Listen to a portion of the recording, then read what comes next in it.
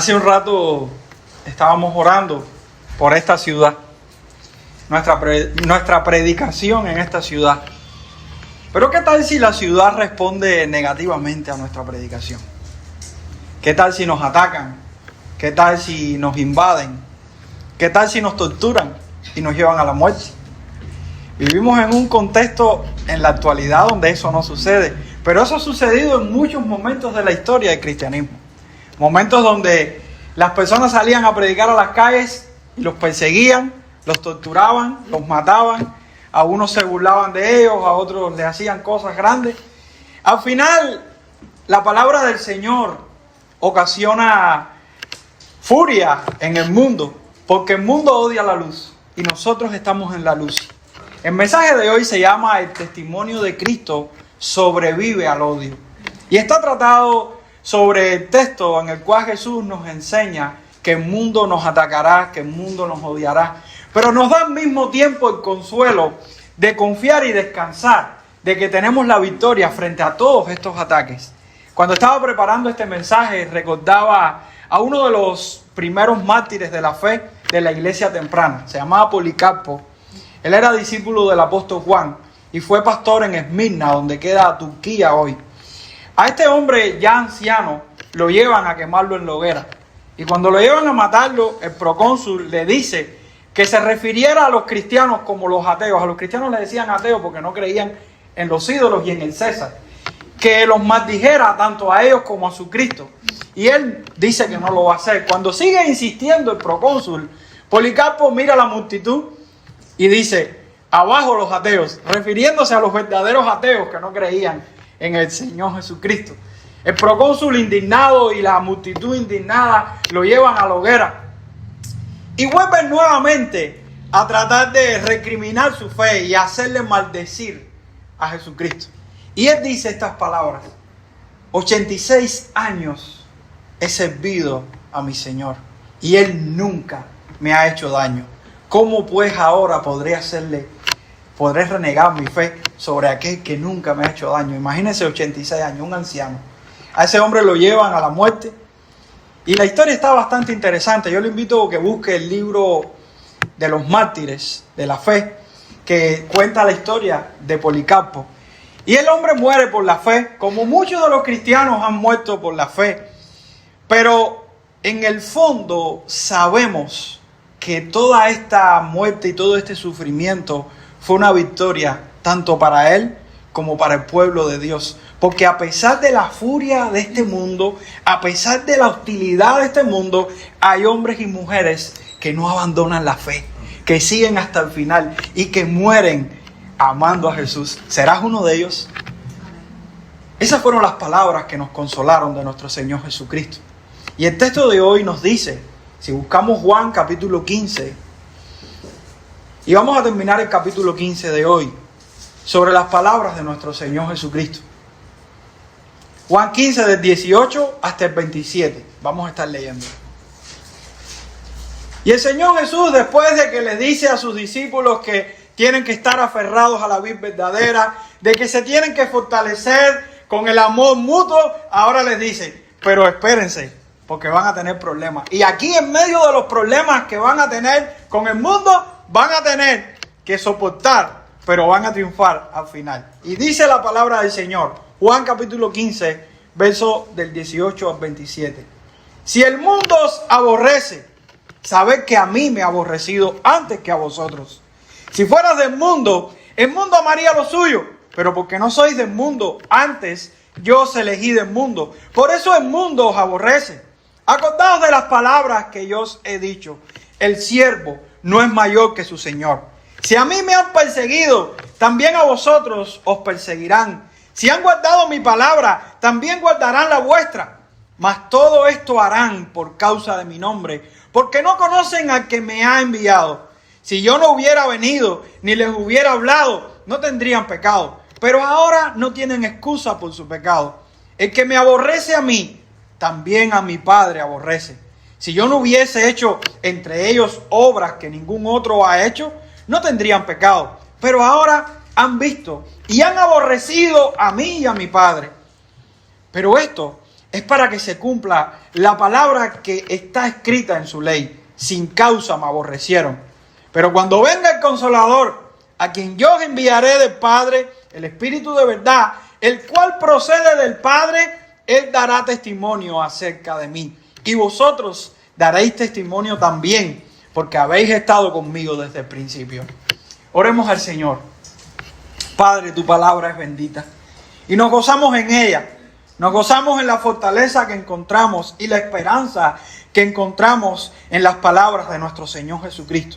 Ayúdanos a entender tu palabra, pero ayúdanos también a ponerla por obra, a vivir esta vida confiados de que sabemos que enfrentaremos grandes pruebas por la fe, pero también sabemos que tú estarás con nosotros todos los días hasta el fin del mundo y que la esperanza que encontramos en Cristo pasa más allá del sufrimiento que podamos tener en esta vida, porque Cristo es nuestra esperanza. En el nombre de Jesús te rogamos que nos hables con poder y autoridad en este día. Amén. Aleluya. Aleluya. Hermanos, hoy vamos a tratar la prevalencia del testimonio de Cristo ante el odio de este mundo. El testimonio de Cristo prevalece ante el odio de este mundo. Y el texto viene narrando, contando una secuencia de eventos. Y lo dividí en tres partes. La primera es el odio manifiesto de este mundo hacia Cristo y sus discípulos. La segunda parte habla sobre la culpa de este mundo ante el Padre. Y la tercera, veremos la ineficiencia del mundo frente a los testigos de Cristo. Entonces las tres verdades del texto de hoy son el odio del mundo, la culpa del mundo y la ineficiencia del mundo. Vayamos a estas tres verdades del texto. El odio del mundo hacia Cristo y sus seguidores o sus discípulos. Dice el versículo 18. Si el mundo os aborrece, sabed que a mí me ha aborrecido antes que a vosotros.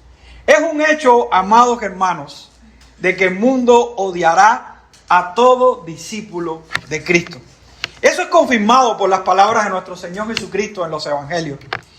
Por ejemplo, si leemos Mateo capítulo 10, verso 22, Mateo dice: y seréis aborrecidos de todos por causa de mi nombre, mas el que persevere hasta el fin, este será salvo. También Mateo 24, Jesús le dice a los discípulos: entonces os entregarán a tribulación y os matarán, y seréis aborrecidos de todas las gentes por causa de mi nombre. Y creo que eso es algo común en todo aquel que vive hoy y da testimonio de Cristo. ¿Cuántos de los que están aquí presentes han sentido la experiencia de ser la burla de este mundo? Cuando nos hacen bullying en el trabajo o en la escuela por el simple hecho de nosotros pensar diferente. O cuando nos corren de nuestros trabajos porque queremos mantener la integridad y hay corrupción en nuestro trabajo. O cuando alguien nos da un golpe por predicar el evangelio. Y pudiéramos poner varios ejemplos en los cuales nosotros, de una manera u otra, hemos sido causa del desprecio de este mundo, como fueron los discípulos en su momento. Yo recuerdo cuando estudiábamos en la escuela, nosotros nos reuníamos como cristianos escondidos, porque como era un país comunista, era más visto que en una escuela donde estaban internos los estudiantes se reunieran y dieran culto al Señor. Nosotros estudiábamos en una escuela de música, de arte, porque habían varias manifestaciones del arte. Pero como arte al fin, se promovía mucho el arte afrocubano. Todo lo que es la religión yoruba, la religión de los ídolos, mezclada con el catolicismo y una mezcla muy grande. Pero se practicaba esta parte de la parte oscura de esa religión. Y nosotros nos reuníamos los cristianos y daba la coincidencia que nos perseguían, nos sacaban de las aulas. Nosotros no hacíamos bulla, nos trancábamos solamente a orar y leer la Biblia. Y nos sacaban, era un grupo como de 20 personas. Nos sacaban de las aulas, nos perseguían, nos decían cosas. Llegó un punto donde en mi albergue casi todos los días hacían un culto idolátrico. Ellos cogían los closets y empezaban a tocar y hacían un ritual que se endemoniaba un hombre. Y yo me iba siempre evitando el disgusto y evitando la situación. Pero hubo un día que estaba muy cansado y decidí quedarme. Y empezaron. Pero ese día cerraron la puerta. Y nadie podía entrar ni nadie podía salir. Y me sorprendió en mi cama. Ellos se reunían al frente de mi cama. Me sorprendió en mi cama el momento del endemoniado manifestarse. En mi mente pensé, era joven, tenía, no sé, 15, 17 años, 16 años. Uno no responde de la misma manera ahora. Pero en aquel momento en mi mente pensé, dijo, si me tocan y van a mi cama, voy a responder. Y voy a reprender ese demonio. Efectivamente, fue pensarlo. El muchacho empezó a tocar las camas y hubo un momento y tocó la mía. Y yo reaccioné. No sé si fue impulsivamente o fue movido por Dios, pero lo que sí sé es que reaccioné al demonio y empecé a interactuar con autoridad sobre aquel demonio. Aquello fue una cosa impresionante. Lo más impresionante no fue ese evento, sino lo que pasó después. Porque nunca más en mi vida de estudiante en esa escuela tuve paz con esas personas. Inmediatamente que se terminó el suceso y nos interrumpieron y se armó un revuelo en medio de esas beques, empezaron a tomar palos para darme golpes. Y yo sentía uno que decía, deja que se duerma, que le vamos a caer a palo y lo vamos a... Bueno, esa noche no dormí. Me fui de la escuela el otro día por la madrugada y estuve como 15 días sin ir a la escuela. Y cuando llegué a la escuela a los 15 días, me estaban esperando. Y me arrinconaron en una esquina y me dijeron, no te vamos a dejar tranquilo todo el tiempo que vas a estar aquí. Efectivamente, hermano, yo llegaba y veía la cama sucia, me arrancaban la puerta del closet, se burlaban de mí delante de las personas. Y hubo un momento donde yo dije, me sobra el valor para enfrentarme como hombre con esos muchachos. Pero si yo me fajo con ellos y me enfrento a ellos como hombre, el testimonio que yo presumí en un momento como cristiano, ¿dónde queda? ¿Y dónde queda Cristo? ¿Saben qué tuve que hacer, hermano? Bajar mi cabeza, aguantar y sufrir los oprobios de este mundo. No solo yo, sino todos los cristianos que estaban conmigo. Porque se volvió una cacería contra los cristianos. Y a partir de ese momento empezamos a experimentar lo que se siente ser perseguido por la fe. Ser perseguido por defender los ideales. Y de ahí empezaron las burlas a decirme homosexual, mucha gente porque no me buscaba novia. Y ahí empezaron los misterios y las cosas. Pero hermano, a pesar de todo, yo le doy muchas gracias al Señor. ¿Sabe por qué? Porque el Señor me guardó mi integridad en ese momento. Y reconozco que hubo momentos que me equivoqué como hombre. Pero le doy muchas gracias al Señor porque me permitió terminar la escuela. No irme, me quería ir, pero me terminó dando testimonio de la verdad. Y hoy muchas de esas personas que en aquel momento me hicieron cosas, reconocen que Cristo estaba vivo en medio de los cristianos. Y es impresionante, hermano, cómo a pesar de tanta opresión, el Señor sostiene a sus hijos en medio de las pruebas. Y yo creo que cada uno de nosotros en un contexto de nuestra vida pudiéramos dar testimonio de esto. Como los discípulos fueron perseguidos, nosotros también hemos sido ocasión de burla. Lo mínimo que han hecho es burlarse de nosotros. El mundo nos aborrece.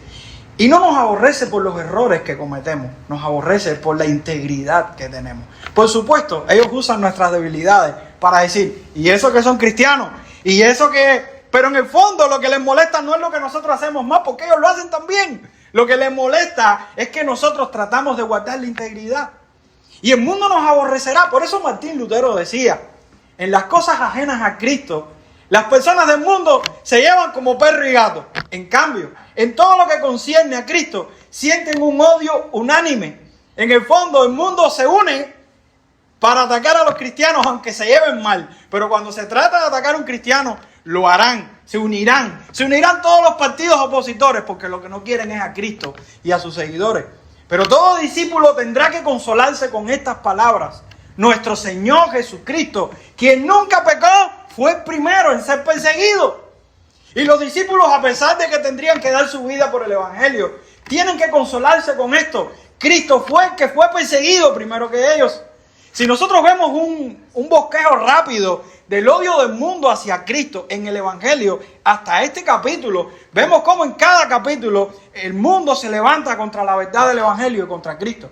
En el capítulo 1 se muestra la ignorancia, la culpa y el rechazo inicial del mundo contra Jesús. En el capítulo 2 desafían la autoridad de Jesús. En el capítulo 3 se exhibe su amor por el pecado, que se ilustra en el amor por las tinieblas. En el capítulo 4 se observa un prejuicio cultural y religioso contra Jesús. En el capítulo 5 procuran matar a Jesús. En el capítulo 6 abandonan muchos que decían creer en Jesús, al propio Jesús.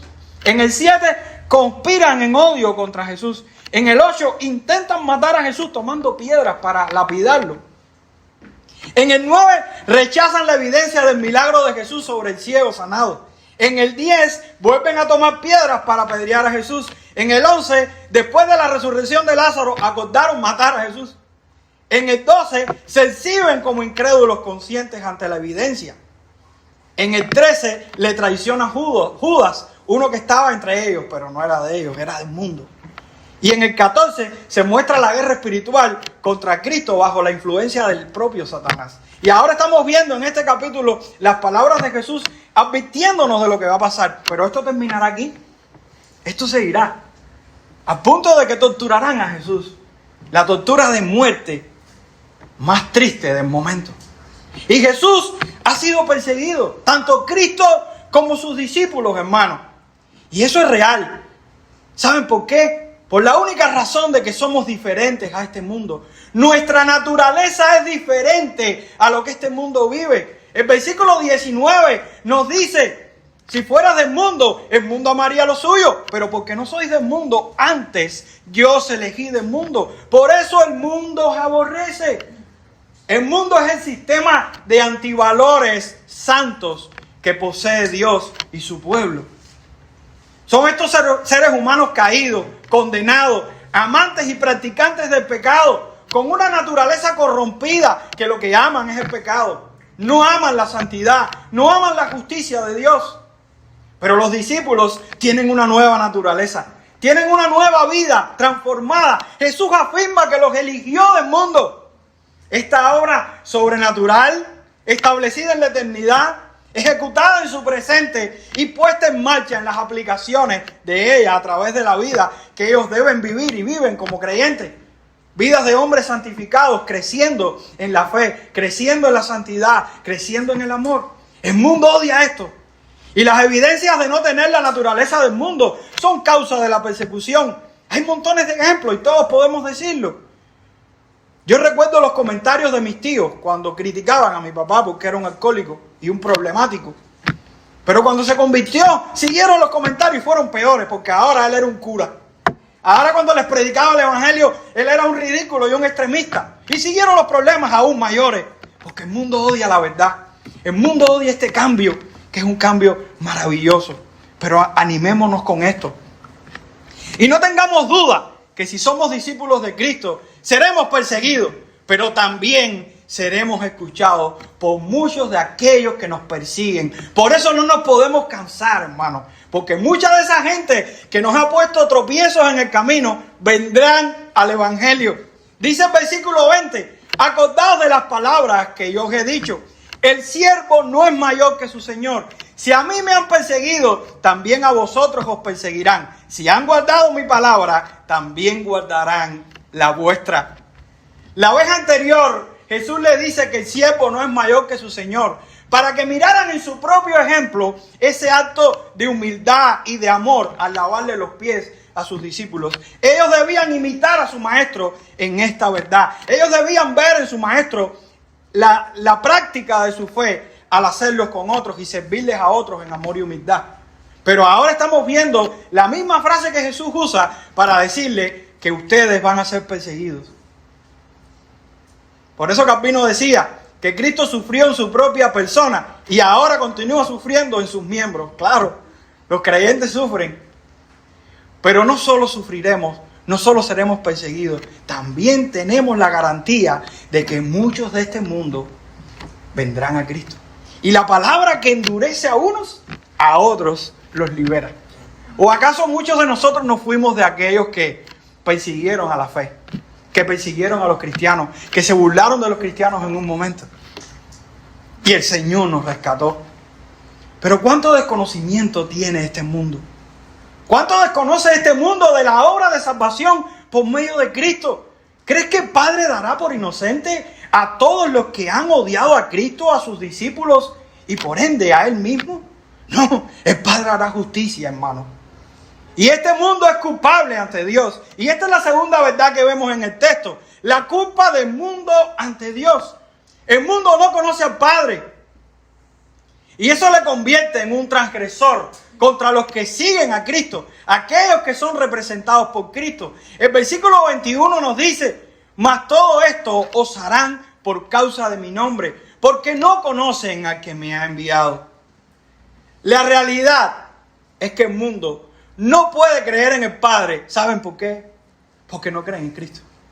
El que no cree en el Hijo no puede creer en el Padre. ¿Recuerdan lo que dijo Jesús en el capítulo 8 de Juan?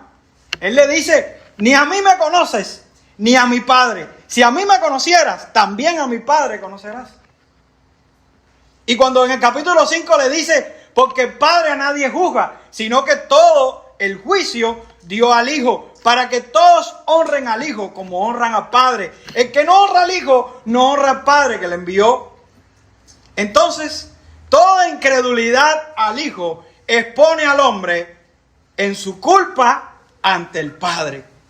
De modo que quien no honra al Hijo, no honra al Padre. De modo que quien no ama al Hijo, no ama al Padre. De modo que cualquiera que presuma creer en el Padre, en Dios, y no cree en el Hijo, está en el error, en la condenación. Y la evidencia la vemos en el ataque contra aquellos que son creyentes, que predican el nombre del Hijo. El libro de Hechos está lleno de ejemplos de los hombres de Dios que salen de aquí predicando la palabra del Señor y los persiguen. ¿Qué pasó con Juan y Pedro cuando sanaron al cojo de la Hermosa? El concilio se reúne, pero ¿qué estaban haciendo Juan y Pedro? Hablándole de Jesús. A ellos les molestaba y les impusieron la carga de que no podían hablar de ese Jesús.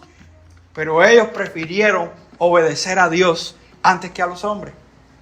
¿A quién perseguía Pablo cuando iba camino a Damasco? A la iglesia. Sin embargo, cuando Jesús se le aparece en su encuentro, le hace referencia de que quien está persiguiendo es a él. Y el mundo odia a los creyentes porque están en Cristo. Odia la naturaleza de esa gente que ha sido salvada. El mundo es culpable y no dudemos de esto.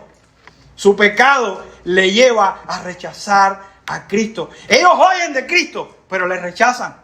Dicen los versículos 22, 23 y 24. Si yo no hubiera venido ni les hubiera hablado, no tendrían pecado. Pero ahora no tienen excusa por su pecado. El que me aborrece a mí, también a mi Padre aborrece.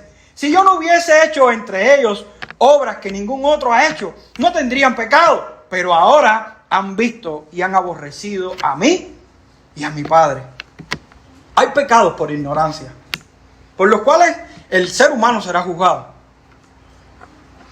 Pero hay pecados bajo conocimiento. Y es el pecado que están cometiendo esa gente en el contexto de Jesús. Y es el pecado que cometen toda persona que ha escuchado el nombre de Cristo por medio de la predicación. El pecado más grave no es bombardear un país. No es ser un enfermo sexual. No es ser un violador de niños. No es ser un asesino en serie. Ese no es el pecado más grave.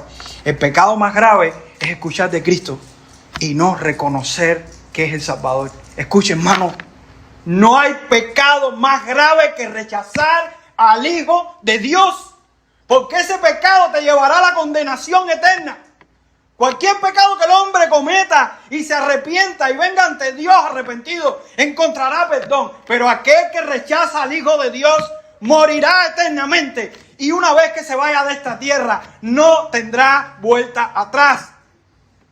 Es triste, hermano, cómo la falsa religión nos ha engañado y nos hace creer que hay un purgatorio o que hay ciertas cosas después de la muerte. En estos días hablaba con alguien que desconoce y yo le decía, no puedo creer que una persona que después muera, su espíritu esté vagando para que nosotros purguemos los pecados de alguien que era un pecador y tenía que dar cuentas delante de Dios. No puede ser posible. El hombre muere, está establecido que el hombre muere y después el juicio por la propia Escritura. Entonces aquel que en vida no ama a Cristo, ¿qué pasará después que pase esta tierra? ¿Cuál será su final? Y ese es el pecado consciente del mundo. Rechazan al dador de la vida. ¿Qué será de la vida de quien rechaza a Cristo? De quien rechaza al Cristo que es Dios y hombre, el mediador entre Dios y los hombres. ¿Qué será de la vida de los musulmanes? De los testigos de Jehová, de los budistas, de los judíos que no reconocen a Cristo, de los comunistas que no creen que Cristo es Dios, de los budistas, ya lo dije, de los sijis, de los confucianos, de los taoístas y cuántas religiones pudiera hablar que no reconocen la grandeza del Hijo de Dios. ¿Qué será el hombre que no ama a Cristo, hermano? Ese es el mundo. Un mundo que es culpable ante Dios y pagará las consecuencias de su culpa. La incredulidad hacia el Hijo no es cuestión de falta de argumento. Es cuestión de ceguera espiritual. Es cuestión de terquedad. Los testigos del ciego sanado no creyeron y vieron el milagro. Los testigos de la resurrección de Lázaro no creyeron y quisieron matar a Lázaro. ¿Para cómo? Para quitar toda evidencia de que Cristo es todopoderoso. ¿Acaso el mundo no hace eso? Cuando le predicamos el evangelio, les ponemos la verdad. ¿Y qué hace? Se agarra de las pequeñas musarañas o las pequeñas tergiversaciones que en algún momento y fragilidades podemos tener para no reconocer la verdad y el argumento poderoso que le estamos dando. Contemplemos las obras de Cristo. Contemplemos lo que hizo Cristo y encontraremos fe en ello. Encontraremos vida en ello. Miremos a Cristo y veremos cómo nuestra vida cambia. Pero si eres del mundo y estás escuchando, estás a tiempo. Porque se te está predicando el evangelio para que cambies, para que vengas a Cristo. Pero no nos desanimemos como cristianos.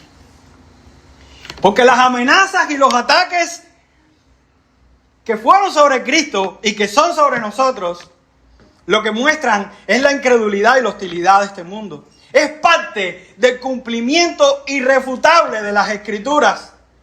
Dice el versículo 25, pero esto es para que se cumpla la palabra que está escrita en su ley. Sin causa me aborrecieron.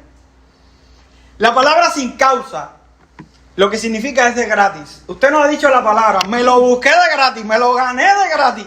Yo no hice esto y sin embargo me cayó de gratis el problema. Bueno, la persecución no vendrá de gratis, porque de gratis persiguieron a Jesús. ¿Qué hizo Jesús para provocar la ira de alguien? Si Jesús todo lo que hizo fue bueno y se lo buscó de gratis por hacer bien, así pasará con nosotros. El salmista decía, se han aumentado más que los cabellos de mi cabeza los que me aborrecen sin causa. Se han hecho poderosos mis enemigos, los que me destruyen sin tener por qué. ¿Y he de pagar lo que no robé? Pero ante la hostilidad del mundo, el apóstol Pablo nos da un buen consuelo. Y cuando nosotros vamos al libro de Filipenses, capítulo 1, los versos 27, 28 y 29, nos consuelan con estas palabras. Dice el apóstol Pablo, solamente que os comportéis como es digno del evangelio de Cristo, para que o sea que vaya a veros o que esté ausente, oiga de vosotros que estáis firmes en un mismo espíritu, combatiendo unánimes por la fe del evangelio, y en nada intimidados por los que se oponen, que para ellos ciertamente es indicio de perdición, mas para vosotros de salvación, y esto de Dios, porque a vosotros os es concedido a causa de Cristo, no solo que creáis en Él, no solo que creamos en Él, sino también que padezcamos por Él. La persecución nos vendrá de gratis. El odio del mundo estará siempre en nuestra ventana, tocándonos la ventana. Pero consolémonos con las palabras de Cristo. Eso es necesario. Para nuestra fe es necesario. Es victoria para nuestra vida. El mensaje de Cristo es una radiografía a toda persona que se le está exponiendo. Porque descubre tus intenciones. Descubre lo más profundo de tu corazón. Descubre tus pecados. Y una vez que es predicado el evangelio, el mundo se levanta con furia, como un boomerang explosivo. Pero ¿qué va a pasar cuando el boomerang explosivo regrese? ¿A quién explotará ese boomerang explosivo? Al que lo tira. Así que cada acción que el mundo haga contra un creyente, cada acción pagará, cada acción tendrá cuentas y una culpa delante del Padre. Así que, hermanos, consolémonos porque estamos en un combate en el cual quizás nos estamos viendo golpeados. Quizás nos estamos viendo destruidos aparentemente, pero el final lo dice el Señor. El final lo dará el Señor. Y esta tierra en la que vivimos es una tierra corrompida. Y tenemos el mundo tan cerca, porque a veces hasta los que nos dieron a luz están tan comprometidos con este mundo, que lo tenemos en la casa, que come con nosotros en la mesa, que está en las fiestas familiares con nosotros, porque es un sistema de antivalores. Pero confiemos en el Señor. Y cuando seamos acusados, guardemos silencio y veremos el final de esta película. Porque esta película no tiene dos temporadas. El día que nos vayamos de esta tierra, se acabó la temporada. El mundo quedará frustrado. No tenga duda de eso. El mundo quedará frustrado. Y eso lo encontramos en la otra parte del texto, la parte final. Porque el mundo, aún a pesar de que han pasado más de 2000 años de que Cristo vino a esta tierra, sigue haciendo sus ataques contra Cristo y su pueblo, y aún sigue siendo frustrado. ¿Cuántos argumentos y cuántos inventos ha hecho para atacar el Evangelio? Lo mismo quema las Biblias, que mata a los cristianos, que tergiversa la verdad, que levanta falsas doctrinas, que hace de todo. Pero ¿qué ha podido hacer el mundo para que el Evangelio se detenga? Nada. Y aquí vemos la tercera verdad del texto, la ineficiencia del mundo frente a los testigos de Cristo. Dicen los versículos finales del capítulo, desde el versículo 26. Pero cuando venga el Consolador, a quien yo os enviaré del Padre, el Espíritu de verdad, el cual procede del Padre, Él dará testimonio acerca de mí. Y vosotros daréis testimonio también, porque habéis estado conmigo desde el principio. Esta victoria que tendremos ante el mundo es por medio del testimonio de dos personas que aparecen en el texto. La primera es el Consolador, quien es el Espíritu de verdad. Y la segunda son estos discípulos que estuvieron con Cristo desde el principio. El Consolador, quien es también el Espíritu de verdad, es el primer testigo de la victoria frente al mundo, de la incapacidad que tendrá el mundo para destruir el mensaje de Cristo.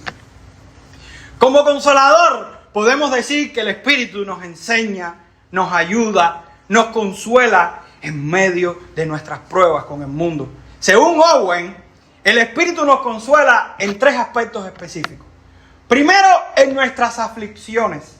Cuando estamos siendo afligidos por el mundo, a veces tenemos la tendencia de subvalorar las aflicciones o de ponerlas más grandes de lo que son. Y es ahí donde el Espíritu obra en nuestra vida, dándonos la capacidad para vencer, dándonos la fortaleza en medio de nuestra incapacidad.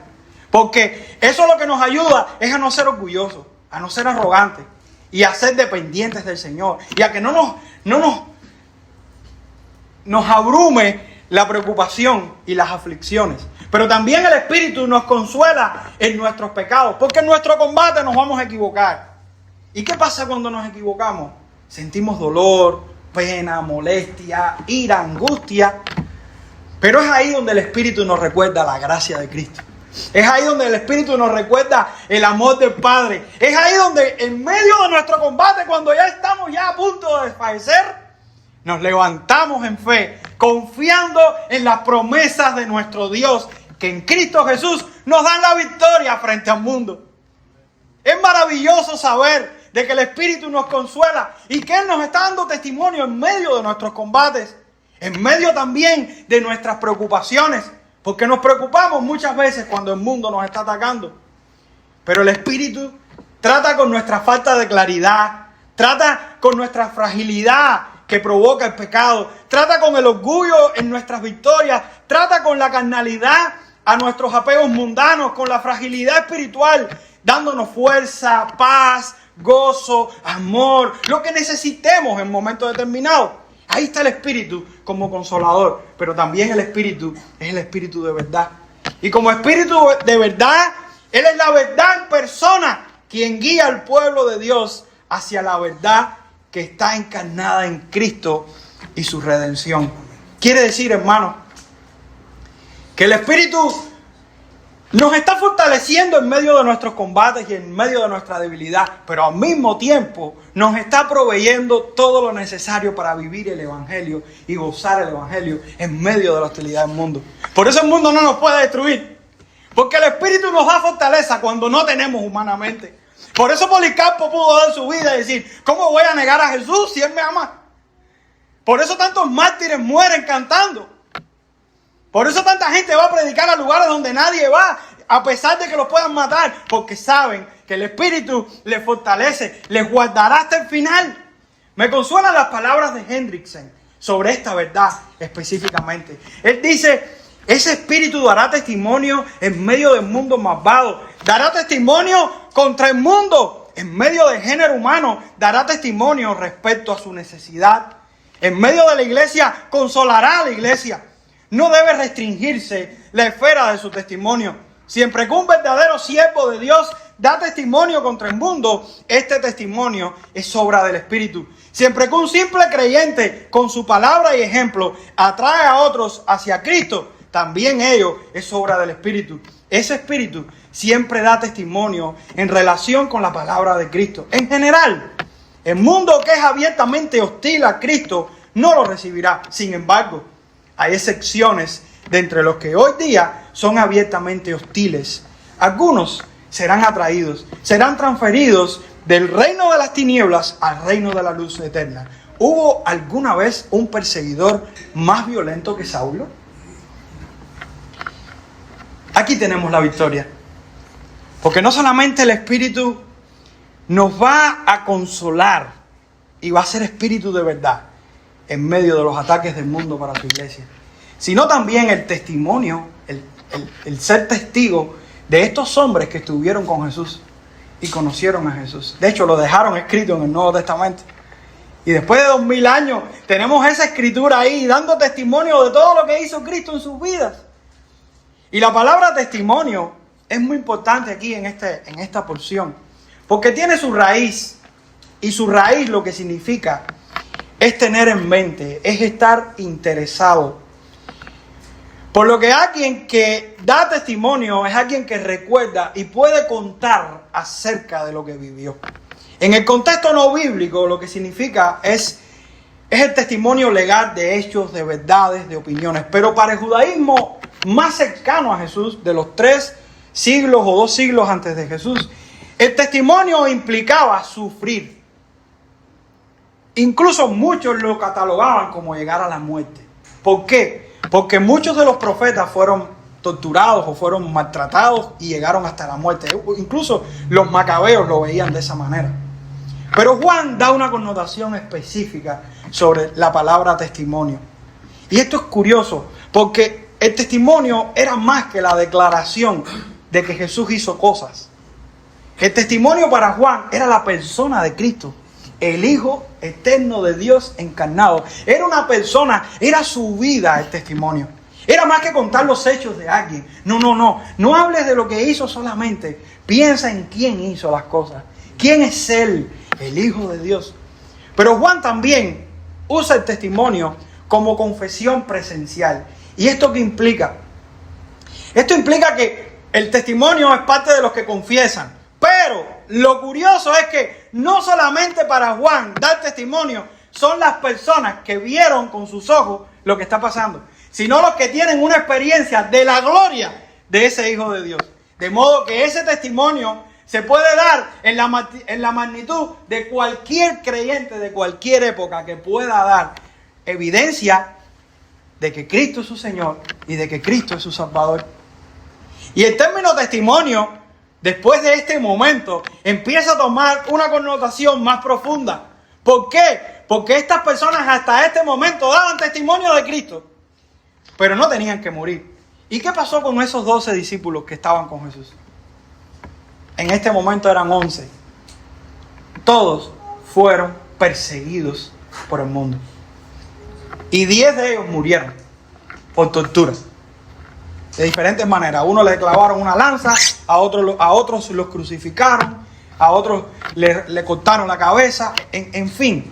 El único que no murió de muerte así brusca fue Juan, pero según la tradición lo metieron en una olla de aceite hirviendo y sobrevivió. Y por eso es que lo llevan a la isla y lo destierran donde escribe el Apocalipsis. Eso es tradición, pero también puede ser parte de la corroboración de la persecución del mundo contra ellos. En fin, todo cristiano no va a morir por la fe, pero sí todo cristiano tiene un mártir dentro. Escuche esto. Quizás usted muera en una cama o una enfermedad, o un accidente, o no sé, o de muerte natural. Pero todo cristiano sabe que si tiene que morir por Cristo lo hará.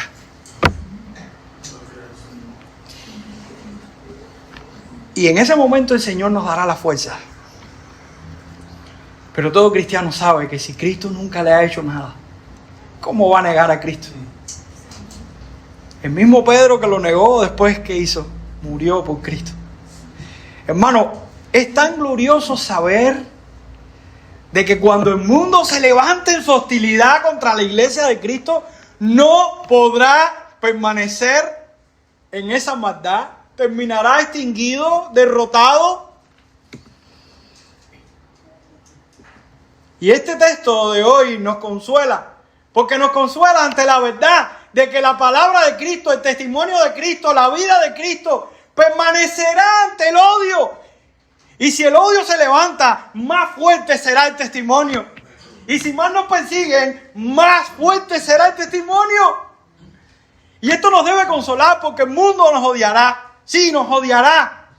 Pero eso es una victoria para nosotros. ¿Y saben por qué? Porque el mundo odia la luz. Y aquellos que son odiados por estar en Cristo deben consolarse en estas palabras. Me odian por la vida que está en mí, la vida de Cristo. No me odian porque yo robé, no, me odian porque yo amé cuando tenía que odiar. Me odian porque cuando me dan golpes yo los amo. Me odian porque cuando me van a apedrear, estoy en la expresión de Esteban cuando dice, perdónalo. Perdónale su pecado. Me odian porque cuando esperan de mí una respuesta, hago silencio.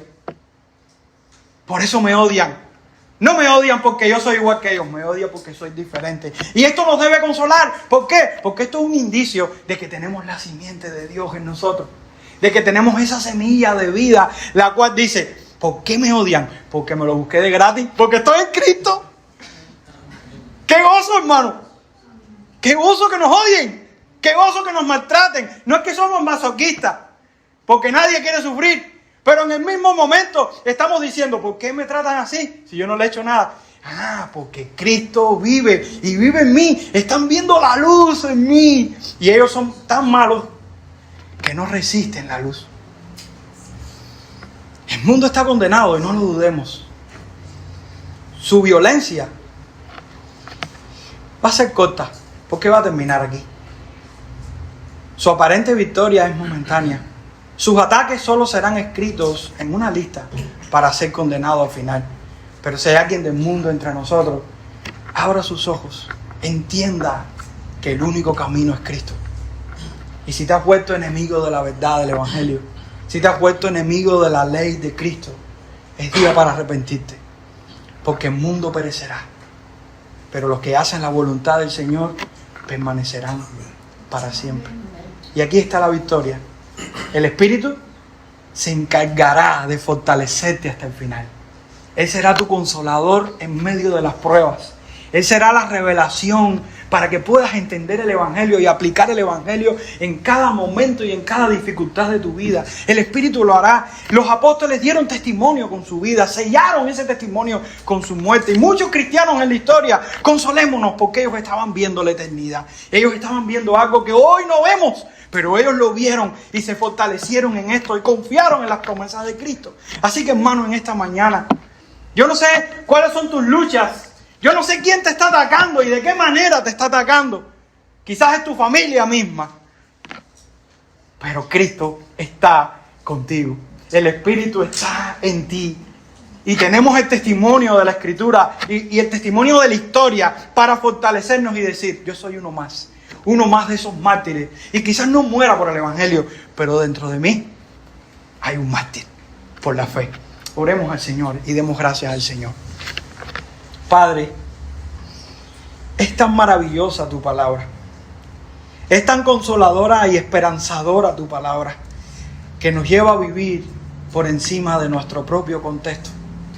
Y ver desde las alturas y ver más allá del tiempo presente la gloria de tu nombre haciendo prevalecer a la iglesia donde la has guardado en medio de las puertas del Hades.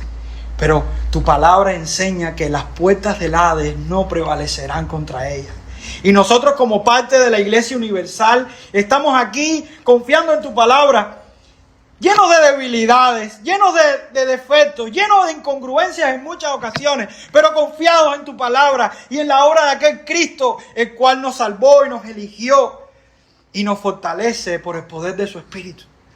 Padre, en esta hora confiamos y descansamos en que tú nos guardarás hasta el final. Confiamos en esta promesa, Padre, en virtud del nuevo pacto. En el nombre de Jesús. Amén.